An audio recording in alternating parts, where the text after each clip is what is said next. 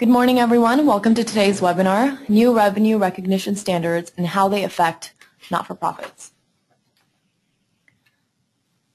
You will see a webinar pane in front of you. Please note that the orange arrow will allow you to minimize or maximize the pane. If it is minimized, simply click on the orange arrow to bring it back. Feel free to submit any questions that you have for our presenters throughout the duration of the webinar. Our presenters will handle questions at the end as time permits. If you're using your telephone to listen in on our webinar, please make sure you select Use Telephone. If you're listening in through your computer speakers, please select Use Mic and Speakers. If you have the incorrect setting selected, it will produce an echo sound. And with that, I would like to introduce our presenters for today. First, we have Scott Schimberg. Scott is a partner here at Armanino and has a mixture of industry experience where he has held positions as Assistant Controller, Controller, and VP of Finance. Scott became a certified management accountant in 1995 and obtained his CPA certificate in 2002. Next, we have Earl Hunt. Earl is a senior sales engineer here at Armanino and has 15 plus years of experience in accounting manager and controller roles for a variety of local and national companies. Earl has a range of certifications, including the IBM Signature Selling, MPN Certified Pre-Sales Specialist, ERP, as well as Microsoft Solution Selling. During today's webinar, participants will review the changes in the updates of the standards, understand how that will impact you as a not-for-profit, as well as uncover what steps you can take to stay compliant. And with that, I'm going to turn it over to Earl. Thank you, Sartaj. So I'm going to go over some background and why this is happening. And then I'm going to talk a little bit about how to apply the new revenue recognition rules, which is a 5-step process. Then I'm going to talk a little bit about how does these regulations apply specifically to not-for-profits, and then touch a little bit on potential complications for not-for-profits and some ambiguities and what is being done to clarify. Then Scott's going to talk a little bit about transactions with high potential impact for not-for-profits under the new regulations, as well as potential areas of difference from previous GAAP to the new regulations. So I was going to talk about when all of this is going to happen, when it becomes mandatory, and steps that you should be taking now. So let's talk a little bit about the background. And so this is really regulations that are about 10 years in the making. So the Financial Accounting Standards Board and the International Accounting Standards Board recently issued this joint new accounting standards update, which is called Revenue from Contracts with Customers. And this will broadly apply across all industries and to many types of customer arrangements. Now, one of the goals of this new standard is to remove the highly segmented industry-specific revenue guidance that currently exists. There are about 200 industry-specific guidance and standards that exist today. And this has led to results that are incompatible and inconsistent with the underlying economics of a transaction. And so the move is to adopt a more principles-based standard that will be applied consistently regardless of industry. So the new standards are really aimed at recognizing revenue in a manner that depicts the transfer of promised goods to customers in an amount that reflects the consideration to which the entity expects to be entitled for those goods and services. So moving on to the next slide here, I want to talk about the 5 steps that are involved with the new standards for revenue recognition. So the first one is to identify the contract with a customer. So the new revenue recognition standard prescribes that an entity should account for a contract with a customer that is within its scope only when the following criteria are met. The first one is that the parties to the contract have approved the contract. This could be written, oral, or just in accordance with other customary business practices, and are committed to perform their respective obligations. The second is that the entity can identify each party's rights regarding the goods or services to be transferred. The third, as it applies to the contract, is that the entity can identify the payment terms for the goods or services to be transferred. Fourth, that the contract has commercial substance. And fifth and final, it is that it is probable that the entity will collect the consideration to which it will be entitled in exchange for the goods or services. An example here would be possibly healthcare organizations which may not be met due to certain patients' inability to pay, which then might delay revenue recognition until the cash is collected. Step number 2 is to identify the separate performance obligations in the contract. So the new standard defines a performance obligation as a promise in a contract with the customer to transfer a good or service to the customer. Now, an entity should identify as a performance obligation each promise to transfer to the customer either a good or service or bundle of services that is distinct, or a series of distinct goods or services that are substantially the same and that have the same pattern to the customer. The third step is determine the transaction price. So the new revenue recognition standard states that the transaction price is the amount of consideration to which an entity expects to be entitled in exchange for transferring promised goods or services to a customer. Number 4, then, after we've gone through those first 3 steps, identified that there's a contract, there's separate performance obligations, and what the price is to then allocate the transaction price to the separate performance obligations.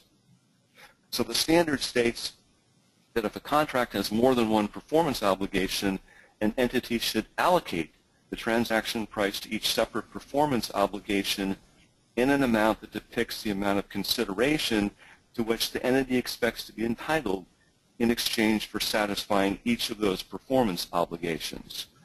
And then the 5th and final step is to recognize the revenue when each separate performance obligation is satisfied. So that states that an entity should recognize revenue when or as the entity satisfies one of those performance obligations by transferring a promised good or service to a customer. It could also be that the performance obligations are satisfied over time. An example would be a membership privilege that might be for a year's period of time. So on the next slide, I wanted to talk about how does this all apply then to not-for-profit organizations. So the new revenue recognition standard applies to contracts with customers and therefore will apply to exchange transactions for not-for-profit organizations. You see here at the top of the slide that contributions are still being governed by legacy GAAP, which is in subtopic 958-605. So the implementation of the new standard will be complicated, of course, by the numerous types of exchange transactions that not-for-profit organizations can be involved in. For example, the list here is fee-for-service arrangements, membership dues, special events, and so forth. So at a minimum, not-for-profit organizations with exchange transactions will have to implement processes to accumulate information and analyze transaction terms in agreements to determine the proper accounting for each type of exchange transaction. So adoption of this guidance may result in a change in the timing of when revenue is recognized, and the change could have an impact that ranges from minor to very significant, depending on the types of exchange transactions. And Scott will talk a little bit about the impact of some of those transactions. One small example is just the consideration of the timing of the revenue recognition for cost reimbursement government contracts that have been determined to be exchange transactions. So under the current standards, revenue related to exchange cost reimbursement government contracts is generally recognized as allowable expenses are incurred. Whereas with the new standard, it will require consideration, among other things, of the identification of the performance obligations, and one of the 5 steps included in the contract, and an allocation of the transaction price among those identified performance obligations, and a determination then of when and how the performance obligations are satisfied in order to determine the timing of the revenue recognition. Moving to the next slide, talking about complications for not-for-profits. And so there's still some ambiguity. We're taking away a lot of that guidance that we had in the old regulations. So there's certainly some of these types of exchange transactions, like government grants and appropriations. Are they exchange transactions, or are they collaborative agreements? Is the government, for example, a funding agency or a customer? And then distinguishing between exchange transactions and contributions, or coming across transactions that have components of both. And so to help mitigate this and clear up what's going on with these new changes, there are a number of different NFP-focused specific task forces and panels that are working on these issues and clarifications. As we go to the next slide, for example, the AICPA's industry-specific task force is now developing a new accounting guide on revenue recognition specific to not-for-profits. Also, the AICPA's not-for-profit expert panel is also addressing a number of different issues, and you see those listed here on the screen. As we move on to the next slide, then, this also we're going to transition over to Scott here. But for more information on the progress of what's happening with these different bodies that are examining these new regulations, you can always go to the AICPA.org website and search for revenue recognition, and you'll get a lot of information about what's going on and what these different groups are doing and where they are in the process. I'm going to turn it back over to Scott here to talk about some potential areas of difference from previous GAP. Yeah, thanks, Earl. So really we're going to focus in on the transaction itself and identifying the differences. And so that is we have a concept of an exchange transaction. So think of like goods for services activity. Earl mentioned a grant type concept that's in place. You can also have a contribution, or you can have a combination where the new standards are now telling you to take a look at it and really peel back the onion and look at what's underneath the transaction itself and what's happening on that. So you could wind up having a combination of of both an exchange transaction and a contribution all within your one transaction. I could see that pretty easily happening in the not-for-profit space. So, we go through a process. You identify that a transaction, if it does have both, you bifurcate it out and break out the contribution component, and then you start working through the exchange transaction component. And really that's a big difference from what has been done in the past, because the past is if you could identify really a value of it, you would break it out. In this case, it is really going to come into play of what is that component, what is the deliverable, and when will that deliverable be done could have an impact on the timing of revenue. In a lot of cases it won't, but in some it will start shifting that around in terms of that combination. And a good example of that is kind of packaged deals, if you will. Memberships or subscriptions are a good example of that. So you could get an annual membership within the organization or within the event, and then there's some level of either a magazine subscription, or there could be an event that you're going to be able to have the donor or the member participate in. Those items could wind up getting broken out as separate items where maybe in the past they didn't have to. And so those are some transaction types that you need to start looking at of how you're structuring your deals to your consumers and customers or donors, and how the wording and the T's and C's are all laid out so that you're getting it correct on the accounting end of it. So it's going to become a little bit different in the view, particularly related to versus just that standalone value versus what the new impact is. And that's really around that exchange transaction component. The contributions hasn't changed from that perspective. getting into a little bit more around the transactions themselves. And so if we go into these kind of high potential impact areas and we start looking at how we're applying the 5 steps, one of the first things that we have to do is go through and identify what are the distinct components within them. And so, we talked a little bit about the membership dues or the subscriptions type concept and what is really included in those. And, if you look at what is offered or in that offer, it could be quite a bit. And in some cases, it could be very minimal or no impact. But if you really look back at it, there could shift into timing of that revenue recognition and also the value getting broken out. And it could start moving around your revenue and the timing that comes in.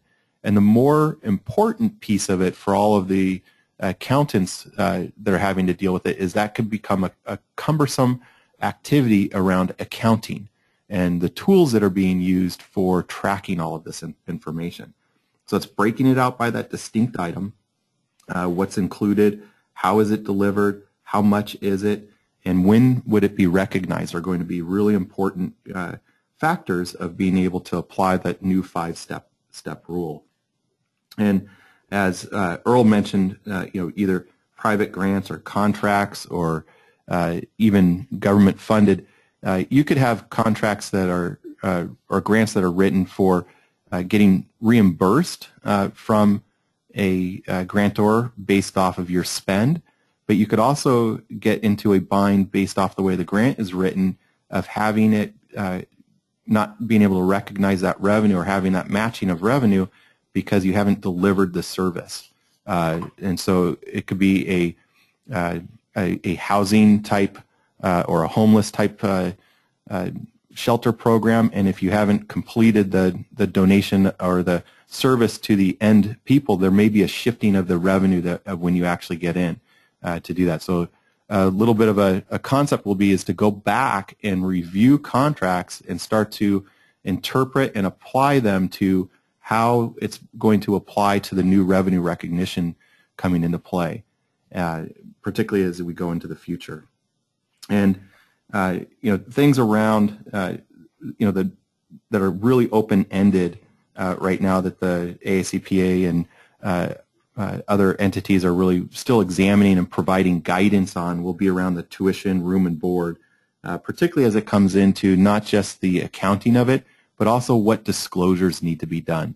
And when it comes into the tuition and the room and board and housing, it's the discounted tuition, financial aid programs, or reduced fees type scenarios that will come into play around that and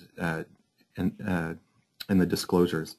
Another area that may be new for the not-for-profit area will be around licensing and special events. So licensing can be very similar in the for-profit area as fees for leveraging technology, royalty fee type concepts, or being able to use the name of a not-for-profit or something along those lines. The new standards have you estimate your revenue up front. So it could have a shifting of revenue and the timing of that impact, not just over either the course of a time or an event. And so there's a lot of complexity that could come into those types of transactions. So it's really recommended to start gathering that information, making sure you understand the T's and C's and start applying them to the new revenue recognition standards and looking for the differences that will come into play. Okay. In terms of the timing, it's been a little bit of a moving target. We've been talking about revenue recognition for the new pronouncement coming into effect for a couple years. It has recently been shifted out 1 year with the new dates listed up here on the slide. The other thing that's relatively new, when they first started coming out with the standard, is that they didn't allow early adoption. They are allowing early adoption now. And the real interesting piece of it is what we'll talk about is a retrospective. So if you're issuing comparative financials, so on your financial statements this year to last year type concept, when you get out there and you start reporting, that new revenue recognition standard will apply to all years presented. So that is a component that you have to think about as to the contracts and agreements that are in place today and how that will have an impact as you go forward into those future years, or even have a complex situation of wrapping up something along the lines of your 2018 year, you get into your 2019 year for reporting, and all of a sudden you need to change your 2018 year to go backwards and have a different revenue recognition component for that, for the comparative financial statements. And so looking and being a thought leader within your organization to really think about the contracts and the impact that it'll have on those future years, particularly if they're long-term licensing agreements or anything along those lines, will become an impact, not today, but as you go forward to implement this new standard. So there's some real leadership activity and items that the executive teams can take for their not-for-profit, and that is really to go through and make an early assessment of the potential impact that this revenue recognition standard will have. And there's two components to it. One is just what is the shifting in the way that their agreements and their contracts, membership, activity, subscriptions, all of that stuff, how it has an impact of revenue recognition. There's also a system assessment that needs to be done, and can your system really meet the needs for that? And then you need to go through and look at and make sure you have an understanding of what your exchange transactions are and understand that detail. And then have a point person or task force that you can really work with at your organization that's going to go through and do that activity. And then at the end of the day, it's really just analyzing your activity and then identifying what you need to do as you go forward. We'll go back to Earl. All right, so I wanted to run through a quick example just showing how a modern financial system might handle one of these examples here, and then kind of walking through and applying that to the 5 steps. So this is an example of an invoice that you would have for a donor, but this is a contribution at a level between 500 and 1,000, and this one happens to be for 750. But as part of this contribution, you're going to give the contributor at some point a T-shirt, a branded apparel that has some value to it, as well as 2 tickets to future events, and those have value as well. So on the next slide, we see in the accounting system then what the sales order looks like to generate that invoice. And so what we see here is just one line item that says contributions in the 500 to 1,000 level. But as we transition to the next slide, we'll see that the top level item there is really made up of a kit. And so we've got the kit components, which is the contribution piece, which is going to have to be computed as we go, because that's going to be the net of, after we deduct the value of those deliverables, which is the T-shirt and the 2 event tickets. And we see on the right-hand side in the circle, we've indicated that the contribution is already delivered, because we're going to recognize that revenue right away, the contribution part. But those other components that we've identified in this contract, basically this implied contract, that we've separated those out as being the T-shirt and each of the event tickets. And then as we transition to the next slide, what we'll see then is that we can then have a price list, a VSOE or a retail value, if you will, of those items that we're going to deliver at a future date. So the T-shirts has got a value of $20, and each of the event tickets have a value of $35. And so that's where we're using steps 3 and 4 of that revenue recognition process to assign the transaction price and allocate that to the separate performance obligations. So these are the separate performance obligations in this implied contract when this donor is giving us a contribution, but we have some obligations to fulfill, which is the delivery of these items. As we look at the next slide then the system will then go ahead and take those values of those deliverables, assign those then to those different components, and then back in and assign the value here you see is 660 to the contribution, which is the 750 less the value of our deliverables. So those are the values that will be assigned as we look at the next slide and we go ahead and post that transaction. We'll see here that we're actually recognizing the revenue, which is the bottom line, of $660 right now as a contribution, but we're deferring the revenue recognition on the $20, which is the T-shirt, and the 2 tickets for $35 each. So then, as we transition to the next slide, then we're looking then at the ability in the system to come in when we've delivered one of those performance obligations. In this case, we're delivering the event ticket number 1, which is at the third line here on a particular date. And so we indicate then that we've delivered that component, that performance obligation. And then on the next slide, we're seeing then after we account for that delivery, then we're seeing the system automatically then post the revenue of the $35, the value of that event ticket, and then take and reduce the deferred revenue. So just wanted to show that example of how a modern financial system, this happens to be Intact, handles those new revenue recognition rules, and it can easily separate out those performance obligations and account for the specific time frames that those are delivered in, and then recognize that revenue appropriately. I'll hand it back over to Sartaj. Great, thanks, Earl. I'll now pause for a sec. If any of the attendees have a question, please feel free to submit it now as we wrap up and our presenters can answer questions towards the end. So today we covered the changes in the update of the standards, as well as how that will impact you as a not-for-profit and what steps you can take to stay compliant.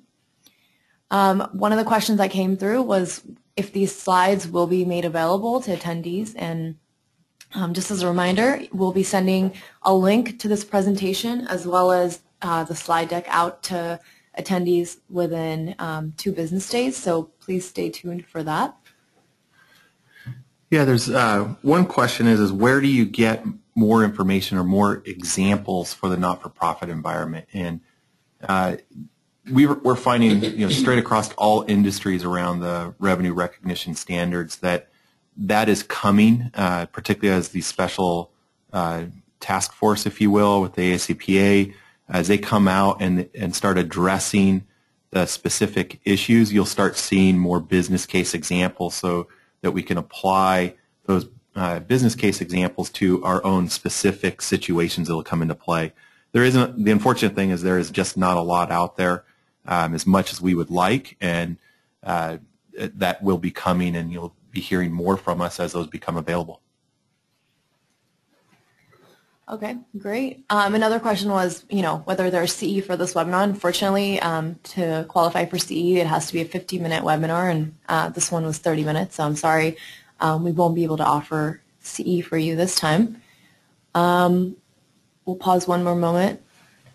Yeah, we're getting a series of a couple questions around, we're receiving this type of a grant or this type of a transaction now. Again, these are future dated revenue recognition requirements that will come forward. You can early adopt them, but for now you would use your existing or the existing revenue recognition until you make the decision to adopt this as an entity, or the timeline comes in that it's a mandatory requirement. Which then, Scott, will mean that any contracts that are expected to be still open, in other words, not expired, when those new standards apply, are definitely need to be looked at this point, because they'll certainly have impact if they're still going to be open when those new regulations apply. Correct, and if it is, it's recommended to make sure you have that available. And the unfortunate thing is you have to look at it both ways. Exactly. Cool. All right. On your screen, you will see our presenters' contact information. Please feel free to reach out should you have any further questions. Thank you for participating in our webinar this morning. And as a reminder, as you exit the webinar, you will see a brief evaluation. Please make sure to fill it out, as your feedback is very important to us. And again, we'll send you a copy of the slides within 2 business days. Thank you so much for attending, and have a great day.